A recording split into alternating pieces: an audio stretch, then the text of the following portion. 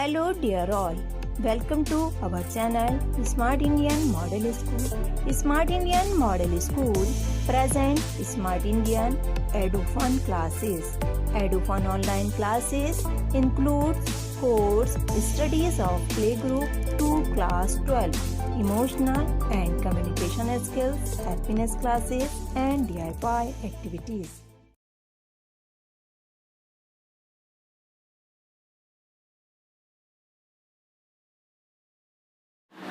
Hello student, today in this video we will continue our geography chapter 6 manufacturing industries. Today's topic is classification of industries. तो student इस topic में हम देखेंगे कि किस तरह से जो डिफरेंट इंडस्ट्रीज़ हैं उनको क्लासिफाइड किया गया है. स्टूडेंट्स, अगर हम अपनी डेली लाइफ में यूज़ किए जाने वाले मैन्युफैक्चरिंग प्रोडक्ट्स के बारे में बात करें जो हम यूज़ करते हैं, लाइक आपका इलेक्ट्रिक बल्ब हो गया, मैच बॉक्स हो गया, पेट्रोल हो गया, vegetable oils, glassware, automobiles, medicines.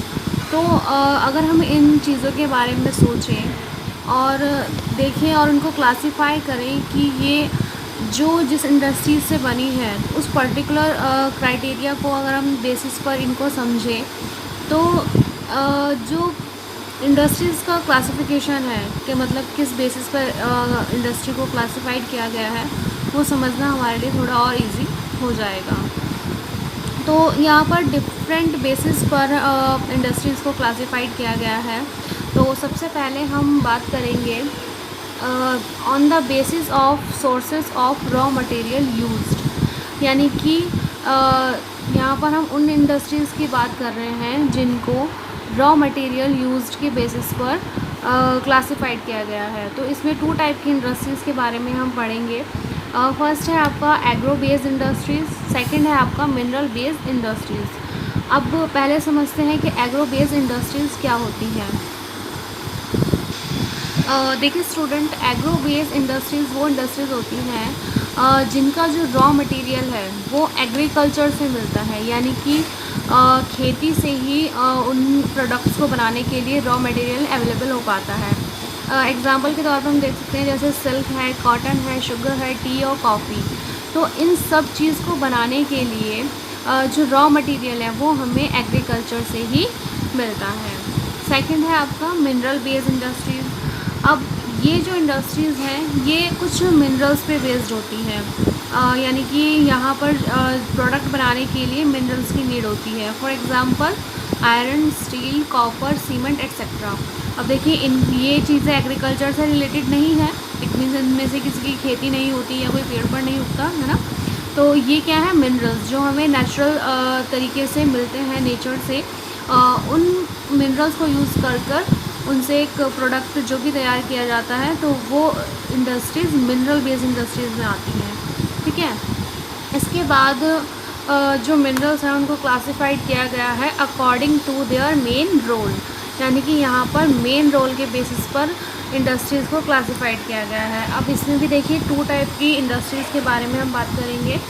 First है आपका बेसिक और की इंडस्ट्रीज़ और सेकंड है कंज्यूमर इंडस्ट्रीज़. चलिए 1 बाय 1 इनको समझते हैं. तो बेसिक और की इंडस्ट्रीज़ के यहाँ पर एग्जांपल दिए गए हैं like iron, steel and copper smelting. अब ये इंडस्ट्रीज़ कौन सी इंडस्ट्रीज़ होती हैं? देखिए student, basic industries are those industries which supply their product as a raw material to manufacture other goods. देखिए बेसिक इंडस्ट्रीज़ वो इंडस्ट्रीज़ होती हैं जिनका तैयार प्रोडक्ट या फिर जो उनका रॉ मटेरियल है तो वो क्या करते हैं, वो उस रॉ मटेरियल पर, यानी कि जो इंडस्ट्रीज़ वो प्रोडक्ट बना रही है उस प्रोडक्ट पर दूसरी इंडस्ट्रीज़ के वर्क डिपेंड करते हैं. ठीक है. लाइक आयरन और स्टील कंपनी है फॉर एग्ज़ाम्पल, तो जिस इंडस्ट्री में आयरन और स्टील बन रहा है तो ये आयरन और स्टील आपका दूसरी इंडस्ट्रीज़ में जाता है जहाँ पर आयरन और स्टील को यूज़ करके और चीज़ें बनाई जाती हैं और डिफरेंट गुड्स बनाए जाते हैं. ठीक है. तो यहाँ पर ये क्या कर रहे हैं, एक as a raw material prepare कर रहे हैं अदर इंडस्ट्रीज़ के लिए. ओके. अब नेक्स्ट है आपकी कंज्यूमर इंडस्ट्रीज़. अब कंज्यूमर इंडस्ट्रीज़ क्या होती हैं? Consumer industries that produce goods for direct use by consumers. It means ये इंडस्ट्रीज़ वो प्रोडक्ट तैयार करती हैं जो कंज्यूमर को डायरेक्ट यूज़ करने के लिए मतलब अवेलेबल होते हैं। लाइक आपका शुगर हो गया, टूथपेस्ट हो गया, पेपर हो गया, फैंस हो गए। तो ये क्या है, ये प्रोडक्ट ऐसे हैं जो डायरेक्ट कंपनी से निकलने के बाद लोगों तक पहुंच जाते हैं। अगर दूसरी तरफ हम बेसिक और की इंडस्ट्रीज़ की बात करें तो यहाँ पर वो प्रोडक्ट प्रिपेयर होते हैं जो दूसरी इंडस्ट्री में जाते हैं, फिर वहाँ उस इंडस्ट्री में पहली वाली इंडस्ट्री के प्रोडक्ट से एक फाइन दूसरा प्रोडक्ट बनाया जाता है जिसको कंज्यूमर यूज़ करते हैं। ओके, नेक्स्ट जो क्लासिफिकेशन है हमारा इंडस्ट्रीज़ का वो है on the basis of capital investment. अब यहाँ हम कैपिटल इन्वेस्टमेंट के बेसिस पर देखेंगे इंडस्ट्रीज़ को कैसे क्लासिफाइड किया गया है। तो ये भी 2 टाइप्स में डिवाइड किया गया है। फर्स्ट है आपका स्मॉल स्केल इंडस्ट्री और सेकंड है आपका लार्ज स्केल इंडस्ट्री। तो पहले स्मॉल स्केल इंडस्ट्री को समझते हैं। A small scale industry is defined with reference to the maximum investment allowed on the asset of a unit. This limit has changed over a period of time. At present, the maximum investment allowed is ₹1 crore. अब देखिए student, जो small scale industries होती हैं इसमें capital investment की एक limit होती है कि आप इतना पैसा ही इनमें लगा सकते हैं। लाइक बुक में हमारे दिया गया है कि इसकी जो करंट लिमिट है वो 1 करोड़ है। यानी कि अगर स्मॉल स्केल इंडस्ट्रीज़ आप लगा रहे हैं तो उसमें आप 1 करोड़ रुपए तक का इन्वेस्टमेंट कर सकते हैं, 1 करोड़ रुपए तक का कैपिटल यूज़ कर सकते हैं। अगर इससे ज़्यादा का अमाउंट होता है तो वो आपकी स्मॉल स्केल इंडस्ट्री नहीं कही जाएगी, वो आपकी लार्ज स्केल इंडस्ट्रीज कही जाएगी। तो यहाँ पर स्मॉल स्केल इंडस्ट्री का जो एग्ज़ाम्पल है वो दिया गया है रेडीमेड गारमेंट्स, जो कि हम पहनते हैं अपनी डेली लाइफ में यूज़ करते हैं। नेक्स्ट है आपका लार्ज स्केल इंडस्ट्री। अब लार्ज स्केल इंडस्ट्रीज़ क्या होती हैं जिसमें जो कैपिटल इन्वेस्टमेंट है उसकी कोई लिमिट नहीं होती, आप उसमें कितना भी इन्वेस्टमेंट कर सकते हैं, ठीक है। और इसका एग्ज़ाम्पल है आपका टेक्सटाइल इंडस्ट्री। नेक्स्ट क्लासिफिकेशन है on the basis of ownership. Ownership आप समझते हैं कि उनके जो ऑनर होते हैं या किसके अंडर में वो इंडस्ट्रीज़ होती हैं। तो इसमें हम 4 टाइप की इंडस्ट्रीज़ के बारे में पढ़ेंगे। फर्स्ट है आपका पब्लिक सेक्टर इंडस्ट्रीज़, सेकंड है प्राइवेट सेक्टर इंडस्ट्रीज़, थर्ड है जॉइंट सेक्टर इंडस्ट्रीज़ और फोर्थ है कोऑपरेटिव सेक्टर इंडस्ट्रीज़। तो 1 बाय 1 इनको समझेंगे। तो फर्स्ट हम देखते हैं पब्लिक सेक्टर इंडस्ट्रीज़। तो पब्लिक सेक्टर इंडस्ट्रीज़ कौन सी इंडस्ट्रीज़ होती हैं? Public sector owned and operated by government agencies. देखिए स्टूडेंट, जो पब्लिक सेक्टर है वो मेनली गवर्नमेंट के थ्रू ऑन किया जाता है। जो गवर्नमेंट के थ्रू जो एजेंसियां बनाई जाती हैं उनके थ्रू ऑन किया जाता है, उन पर उनका ऑनरशिप होती है गवर्नमेंट की। तो इसके एग्जांपल हमें दिए गए हैं भेल और सेल। भेल का फुल फॉर्म याद रखिएगा student, Bharat heavy electricals limited, because कई बार 1 मार्क्स के क्वेश्चन में आपको फुल फॉर्म पूछने के लिए आती है। और नेक्स्ट है आपका सेल यानी कि steel authority of India limited. तो ये दोनों ही एग्जांपल हैं आपके पब्लिक सेक्टर इंडस्ट्रीज़ के जिसकी जो ओनर है वो गवर्नमेंट होती है या गवर्नमेंट के थ्रू बनाई गई एजेंसीज़ होती हैं। ओके, नेक्स्ट है आपका प्राइवेट सेक्टर इंडस्ट्रीज़। अब प्राइवेट सेक्टर इंडस्ट्रीज़ क्या होती हैं? Private sector industries on and operated bye individuals और a group of individuals.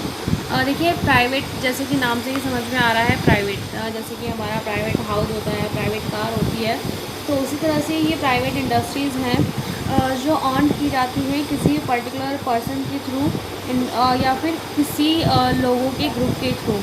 Okay, और इसका एग्ज़ाम्पल है, देखिए स्टूडेंट, यहाँ प्राइवेट सेक्टर इंडस्ट्रीज़ का एग्ज़ाम्पल गिवन है टिस्को। टिस्को की फुल फॉर्म है आपकी Tata iron and steel company, और दूसरा एग्ज़ाम्पल है आपका बजाज ऑटो लिमिटेड। तो ये एग्ज़ाम्पल्स ज़रूर याद कीजिएगा बच्चों, क्योंकि क्वेश्चंस आते हैं इनमें 1 मार्क्स के भी आ जाते हैं कि पब्लिक सेक्टर इंडस्ट्रीज़ के एग्जांपल दीजिए या प्राइवेट सेक्टर इंडस्ट्रीज़ के एग्जांपल कीजिए, तो इनको रिमेंबर रखिएगा, इनको नोट कीजिएगा। नेक्स्ट जो सेक्टर है वो है आपका जॉइंट सेक्टर इंडस्ट्रीज़। अब देखिए आपको जॉइंट से ही समझ में आ रहा होगा, तो यहाँ पर कुछ लोग मिलकर इन इंडस्ट्रीज़ को ऑन करते हैं। तो जॉइंट सेक्टर इंडस्ट्रीज़ वो होती हैं which are jointly run by the state and individuals और अ ग्रुप ऑफ इंडिविजुअल्स, यानी कि जिसमें गवर्नमेंट और जो प्राइवेट जो लोग होते हैं, जो इंडिविजुअल्स लोग होते हैं, उनके थ्रू या फिर ग्रुप ऑफ इंडिविजुअल्स साथ में मिलकर इन इंडस्ट्रीज़ को ऑन करते हैं। ठीक है, इसका एग्जांपल है आपका ऑयल इंडिया लिमिटेड। लास्ट है आपका कोऑपरेटिव सेक्टर इंडस्ट्रीज़। अब कोऑपरेटिव सेक्टर इंडस्ट्रीज़ क्या होती हैं? Cooperative sector industries are owned and operated by the producer और suppliers of raw materials, workers और बोथ। अब देखिए कोऑपरेटिव सेक्टर यानी कि जैसे कॉपरेट वर्ड है, मतलब सभी का कॉपरेशन इसमें होता है।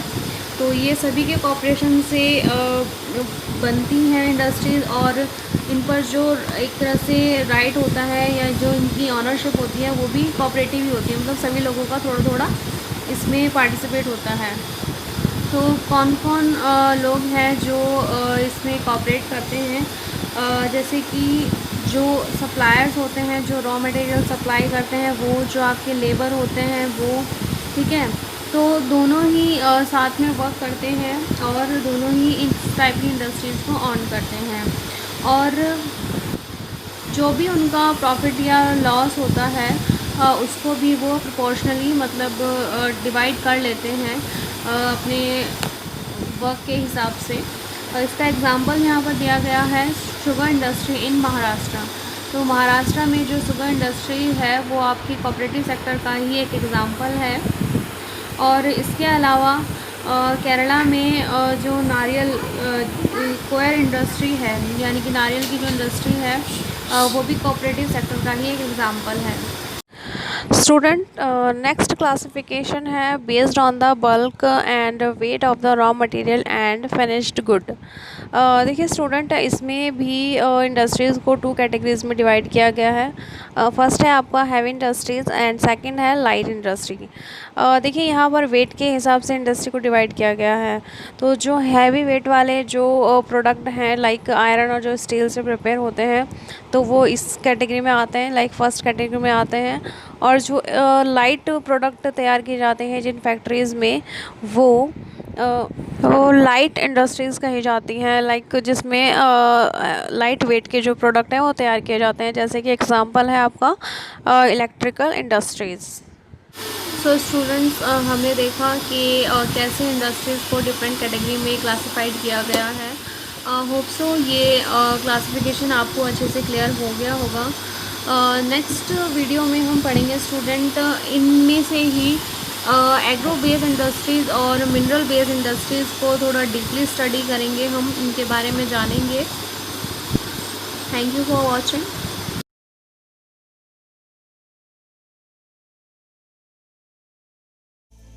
यदि आपको हमारा वीडियो अच्छा लगा हो तो आगे की वीडियो की नोटिफिकेशन प्राप्त करने के लिए कृपया बेल बटन दबाएं और चैनल सब्सक्राइब करना ना भूलें। Please subscribe our channel of Edufun classes. Thank you for watching.